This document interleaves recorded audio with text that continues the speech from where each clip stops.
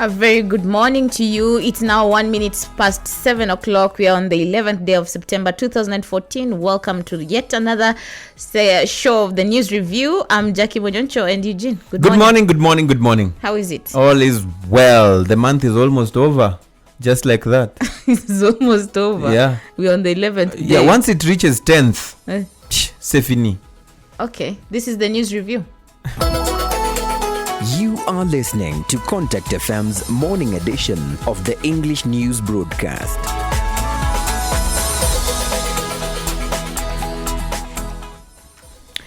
Okay, so welcome back. We are on the News Review. And Eugene, what are some of the news that you're waking up to this morning? What did you sleep on yesterday night? What did I sleep on? On a mattress, very comfortable one. But all was well. Actually, there's several things that I would like us to mention today. Among them, we still have the follow-up of the drink thing, but still I don't want us to dwell too much on it. I would like it to be put to rest, but also let's wait for the officials from the RBS will be hosting them here on one-on-one in this week in the evening. So we're hoping that at least more of the questions that most people have will be answered. And the update on that kombucha, banning of the kombucha. Albert, good morning. Good morning. What's happening? You woke up on the fist this morning. That was, and then you're told fist to fist. That was really? fist to fist, huh? Like there's no solution then to go until the bitter ends of fist to fist. You know? But I have a joke on that. But today it's 911. Yeah. Today is 911, 9/11. You've been waiting for this for long. I remember that they said, 911 is almost here. What's up? Is there anything? No, but it is the day planning? that you don't want to travel with a face like mine. Yeah. Exactly. Why? Explique. Man, you should. I mean, my experience through different airports throughout my whole life, not just airports, but train stations, whatever, blah blah blah. You know, when you these things of terrorism actually has been on for a long time in the West. You know, I remember when I was like around 1920. I was traveling to Paris. There was a case of George Ibrahim Abdallah, but that's back in the 80s, and 70s. They started long I mean, time ago. and 30 years later, they still. But of course, 911 was one of its kind. Yeah, so voila.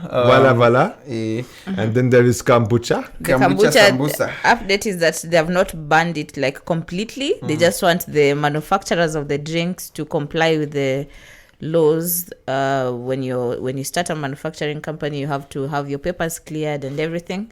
So maybe they might Who be says back. that? RBS. That is what the Rwanda Board of Standards. But then the guys themselves, apparently, from what we are reading in our leading media, is that they had told the people who never came to apparently inspect, and now these guys took loans to develop, and now without any discussion, They just all of a sudden said, stop. So who's paying back the loans? That is the question. I quickly had a quick read on some of the stuff.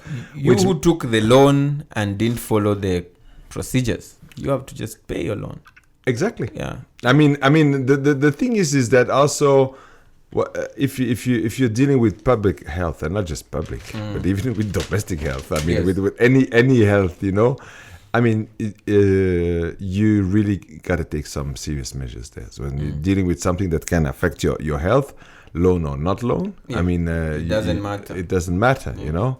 But on the other hand, it's about economy also. If these people can be helped, and maybe if RBS can assist and show them how to, the direction that they need to take, and so that these guys need to take eventually an extra loan. To just comply. to clean up. Yeah. Okay. More on Rwanda? Yeah, we had Before a story jump on the outside. trials of the two generals who were arrested some time back, I think 2 or 3 weeks ago. And the lawyer of one of the generals, Brigadier General Frank Rusagara, was challenging the court's competence to trying his client, saying that the accused is now a civilian and can't be tried in the military court. So what happens in such a situation?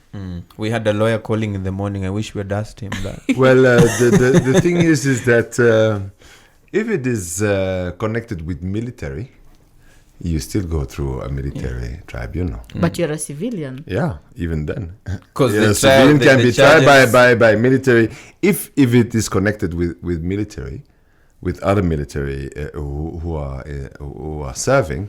Then you just, it's not the first time that the civilians have been tried by a military court. Yeah. And elsewhere we have a story on still on justice. A South Who's African justice court again? has sentenced 4 men to 8 years for trying to murder Kayumba Nyamwasa. You know, there's a funny thing here. This is one trial, right? But there have been several cases on Kayumba. And there's one that has been dismissed. And media never picks that up. The alleged attempt on in hospital. Do you guys remember that? Yes. That case has been dismissed. And why? Because the main witness or the main suspect was after that said that whatever he declared was done under pressure. Also, he says, how can the court use the translator, a member of the RNC? There was a guy called Ben Mugabo, he was a member of the RNC, was also working with the police on the case. That doesn't work, you know. So the judge dismissed the case. Now on this one too, there's something very funny. People don't mention that, and the judge doesn't mention that at the end is that Frank Mwari, who is also Kayumba's in-law, you know, brother-in-law, who was also the chairman of the RNC, was used by the police during the it was also a translator. And then at the end of the day, you feel like this guy you just called the justice. Well, it must be suffering of something in South Africa and the whole system, you know. Because if you have all of that, and at the end you have a judge pronouncing a thing like that of 8 years, and then saying, well, the real guys are not there. It's a political thing, and you don't name things, and you just stay evasive on that. I really think something is a bit shady over there. Fishy. Now moving to others, a bit social issues that we've seen also being posted on some social networks. It's concerning our, I think, is it the tallest building in Kigali, KCT? Yeah, what is it? It's going like pizza? It's going askew? It's going... No, yeah? I've heard a couple of people complaining about what the management there is doing. I haven't really confirmed this, but what I've seen is on the issue of even parking for tenants, those who are there. Because we've seen some businesses closing down, some complaining, saying, too expensive, no traffic, more requirements. Now, you see... tenants, if you have a shop in there and you need parking space, it doesn't really make sense if you pay for the parking. Let me tell you even more. Yeah. Let me tell you even more. Okay, of course, Rwanda, everything is virgin. So we do things sometimes for the first time.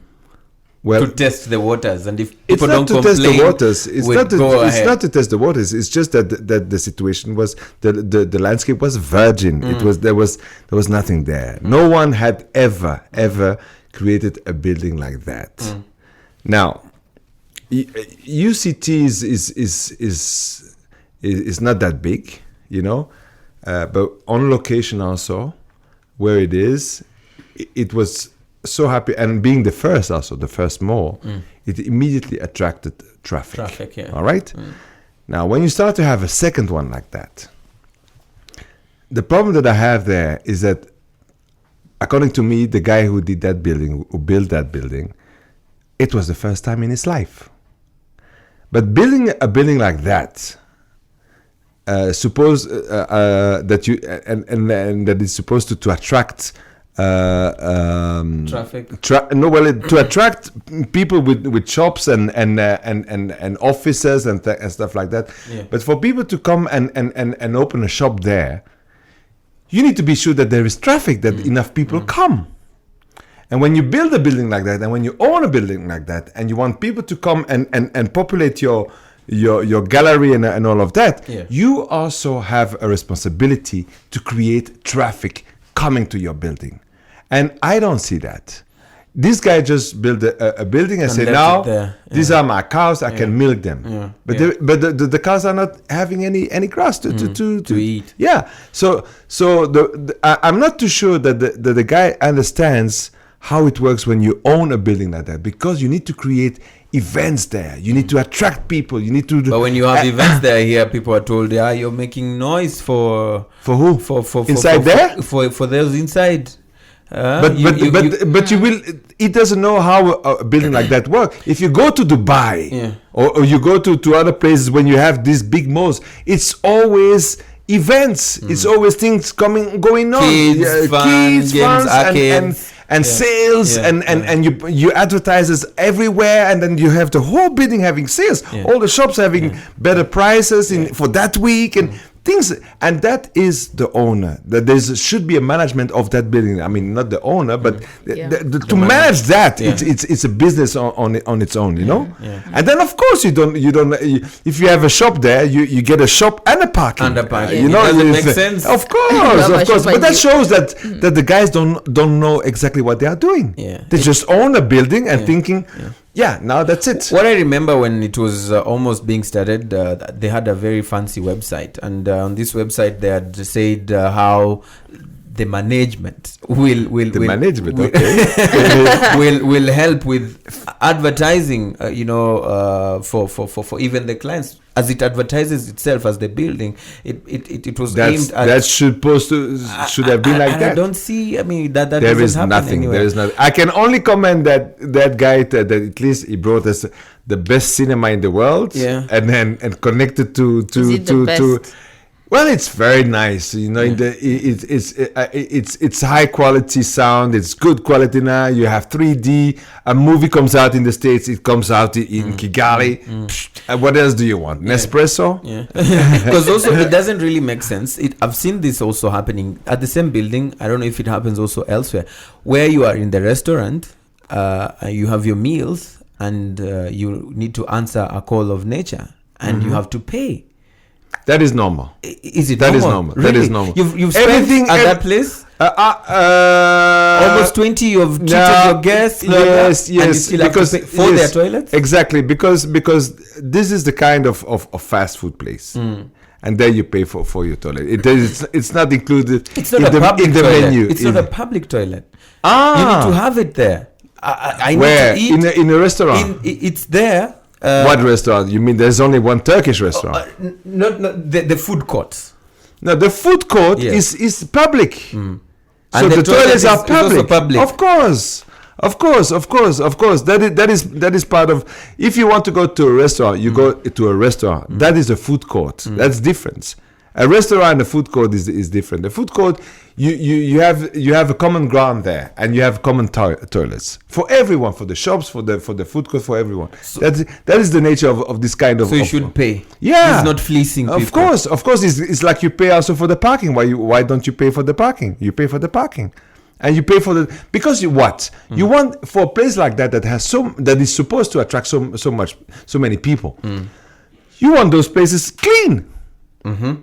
So you have people just cleaning that all the time. That is their only job, and that is independent. That you give that business to an independent firm that is taking care of the toilets. You know, of course, food courts could do eventually.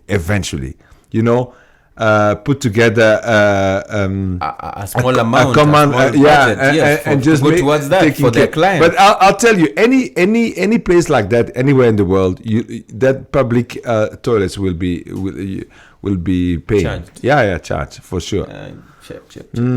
But for real, I don't think there is a management of that building. I mean, they were just lucky that Chicken Hin and Nectar and Pizza and blah blah, doing a great job, great trash foods. But I love that junk food, personally. I mean,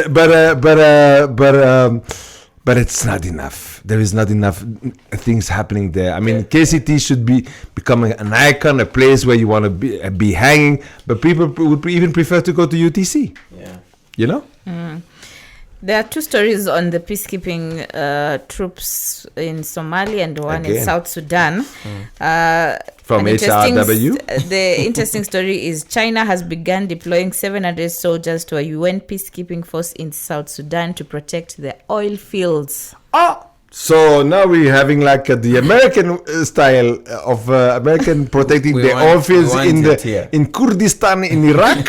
So now the Chinese are going, not the people. No, of course. Why? It's all about business. It's all about the numbers, Well, China going to South Sudan with 700 people to protect the oil fields. Woo. That's pretty interesting. Well, that is a stone in the AU water, I would say. We'll Why? See how it but peacekeeping under which flag? The UN. The UN flag. Yes. UNAMID. It's UNAMID. Chinese under UNAMID. Yes. Okay. That's a fast one. Now, still staying still on the peacekeeping. We will have to come back to that report where there was a report by the Human Rights Watch that is purporting that the peacekeepers in Somali are raping women. Yeah, so what do you what mean? Do you want so us to say? Are they there to protect we lives don't know. or to harm No. people? I'm questioning always any report that coming from HRW. You should eventually first question it before even you start to. Sorry, I mean their background has shown that they might have started with a very good reason. But the way they've been operating in years over the last 20 years, I'm personally, I don't really give it immediately enough ground. But also, just to be the devil's advocate in this, if indeed such acts are happening, then of course it's not supposed to be tolerated at all, and then it remains to be seen who then is supposed to act. And whoever is being mentioned, are they going to what kind of impact will this report even have? Is it just one of those reports that people talk about and it just ends there? But for me, anytime HRW comes up with a report, it's about money. It's all about the numbers again. They just know how to milk the Why would you say that? That is what it has been all the time. Why? Because they just create reports which are not substantiated by any field work on the ground, and just to attract people to donate money. That's what it's all about. We've seen things in the people paying to get these testimonies. That's HRW. In a hospital, come and testify M23 raped you. That is HRW. Human Rights Watch. Confirmed. Confirmed. Out there Confirmed by even this was not by us. This was by colleagues. It was in the French press. Libération. HRW even asked for a response, which they did, and then the Libération said, "You know what? We had only put 10% of what we have seen there, but now you responded. Let us also respond." And there was never another response from Human Rights Watch. And this is the way they operate. It's all about money. So I mean, it's not all about money, okay? But 90% of what they do, it's about money. But what about that 10%? Who acts then? Well, 10%. I wish there was another body doing that. Because to confirm what HRW, and then I would consider it. But today, they have lost any credibility. Any report coming from Human Rights Watch, I won't even take time to have a look at it. And sorry for the victims. But I hope that if there are, because that is what I say. I mean, how do you pay people?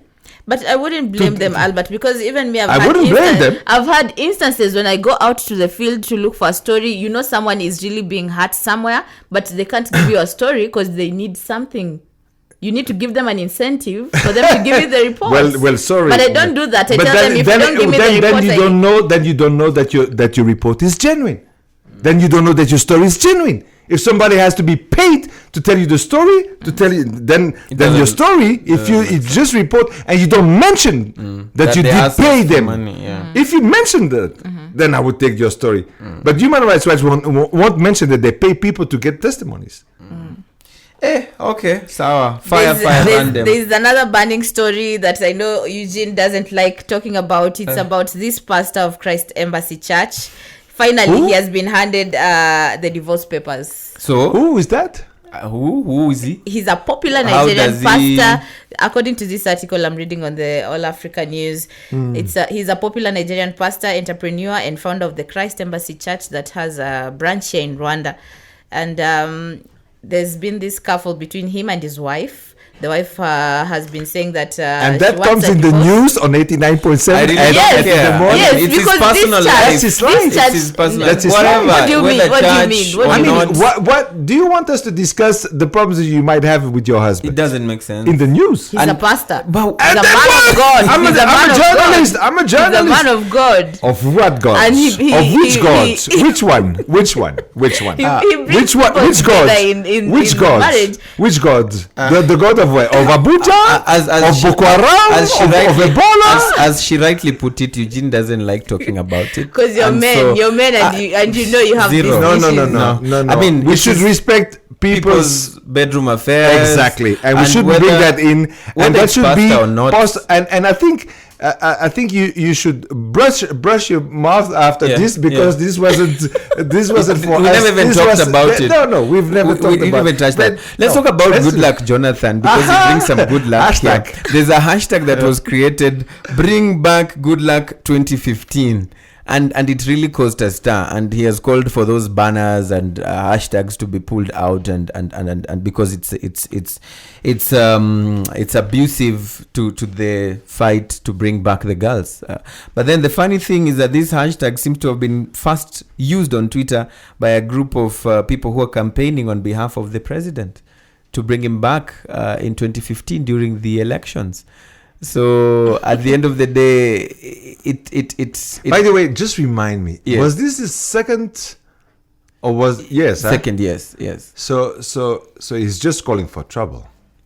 Whether he cannot normally go back. No. So maybe there is there should be to alternate. Between north and south, between Christian and Muslim. So. I don't know, man. I mean, that is really a call for war, because some people say that the Boko Haram and all of that is because the South usurpated the position.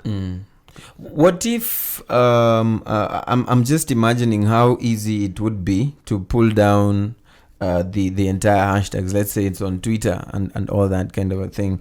Like you can imagine the Joe while you're away or any other hashtag. How easy does it become? Tracking and saying this is the guy who created. Let's pull all of them. No, but the question is, I don't really personally with the news. I mean, I don't care about the Twitter stuff, but the message there is that some people are just calling for war. If you want Good Luck Jonathan to be back in presidency. But what's wrong? What's wrong with that? If they want him back, and maybe the majority say they want him back. Oh! I wonder. I have some trouble to swallow that one, because there's been this change every time.